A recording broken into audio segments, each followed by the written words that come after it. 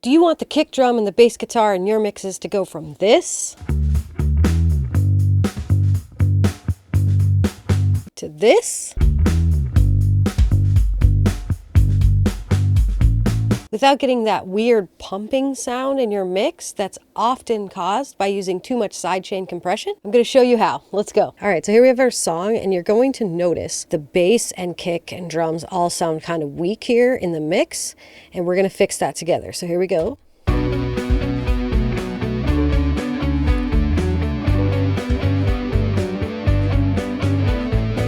So here's our bass soloed.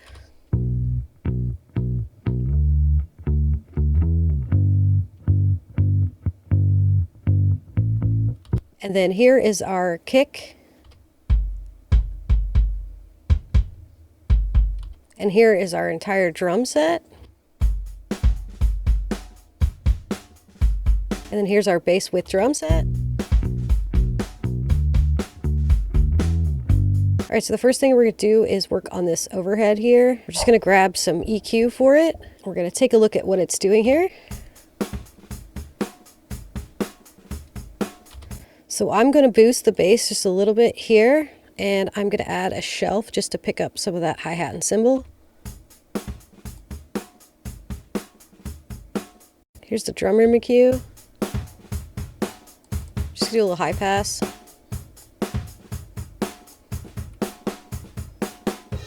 And then we're going to add a little EQ to the snare. Just a little high pass.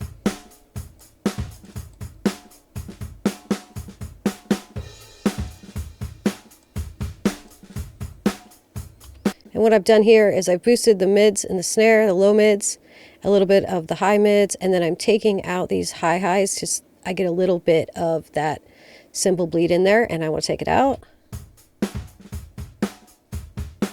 I'm just trying to go for a fatter snare. And then we're going to add a little bit of compression to the snare just to kind of even it out and make it pop a little bit.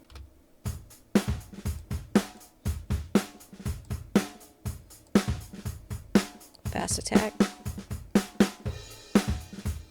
And then we're going to work on our kick. This is where EQ becomes really important. So we want to keep some of the beef in the bottom, and we also want to highlight some slap. So we're going to put this way up and see where that slap comes in. It's right there. We'll bring that down.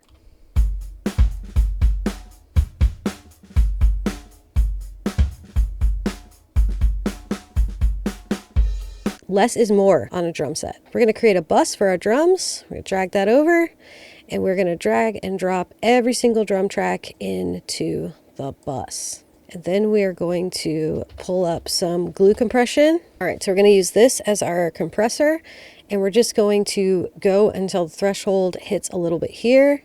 We're going to have a fast attack and a mid release, and our ratio about 2 to 5.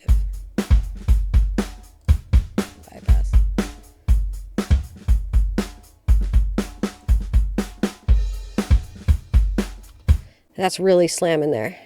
And then we're going to add the distressor just to get some extra punch out of these drums.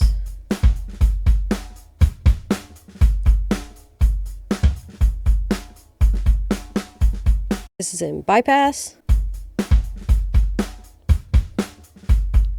On.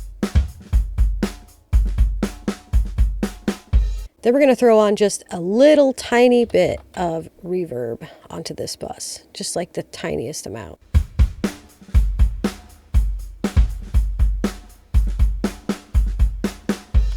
That sounds fantastic. Now we're going to throw our bass on here, and this is where we are going to learn how our kick and bass are friends.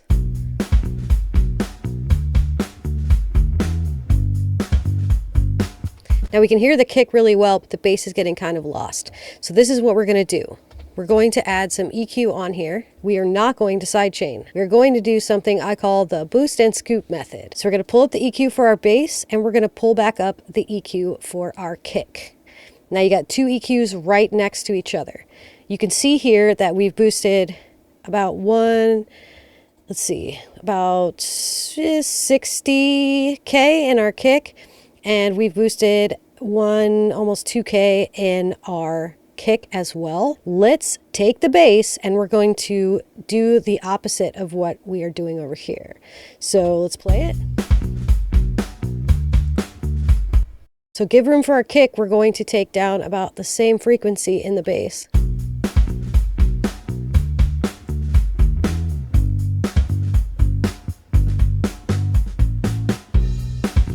And in order to get our bass to pop, we need to focus on the highs. So we know we did about 2K on the kick, so we want to avoid kind of that area. So let's go ahead and swipe, and we can always make adjustments here.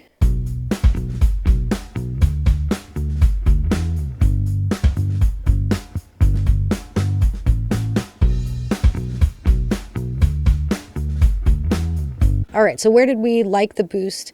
We liked the boost about this 143, and this is 178. So that's actually not too bad. So we're going to scooch the kick over just a little bit so we're not boosting in the same area. And we are going to create a scoop in the same area that we made on our bass's boost. So 143, 143. Here we go. And we're going to cut that out of the kick so that the bass can live there.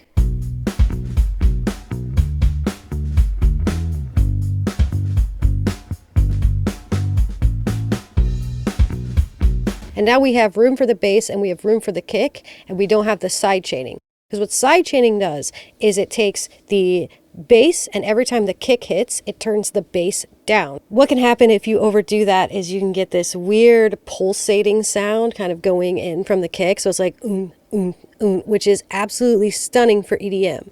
But for a rock song, it does not have a good feeling. So now what we're going to do is just add a little bit of compression to this bass. And we're going to do a ratio of about 2.5, and we're just going to move this threshold until we see this meter starting to bounce.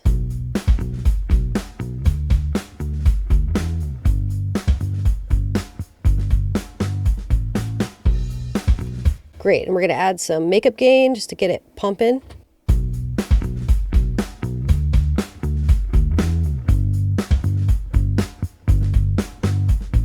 And now we can hear the bass and the click super clear. Let's hear it with the rest of the instruments.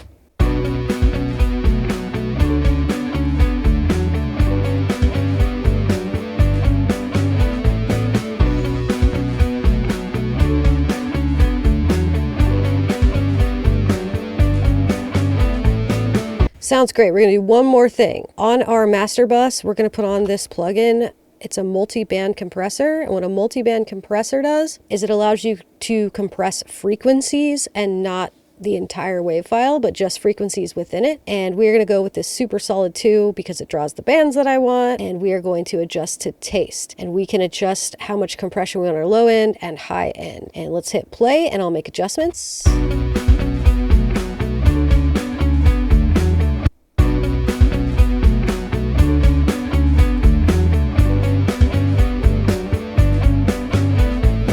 We can hear the bass clearly, we can hear the kick drum clearly in the mix, and it's fitting in nicely with the other instruments, and we did not need to sidechain them together. I really hope this helped you. Don't forget to like, comment, subscribe, all of those things that really help out the channel, and I'll see you on the next one.